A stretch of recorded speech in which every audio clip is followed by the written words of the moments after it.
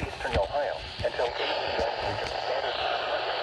At 10:30 a.m. Eastern Standard Time, the gauge on the Shade River air temperature recorded a stage of 17.29 feet.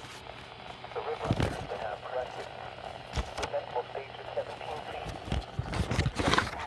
The Sugar Rock Bridge is flooded 200 feet downstream from the Open Road Shade River Bridge. Some locations that will experience flooding include Chester near the Shade River. Turn around. Don't drown when encountering flooded roads. Most of flood deaths occur in vehicles. Excessive runoff from heavy rainfall will cause flooding of small creeks and streams, country roads, farmland, and other low-lying spots. Please report flooding to the National Weather Service by calling toll-free 800-401-9535 when you can do so safely.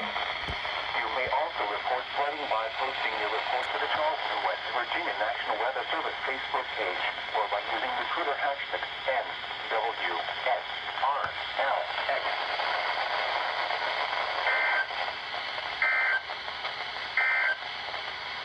Please report severe weather to the National Weather Service by calling toll-free 800. Let's see if WKLC tones flood warnings.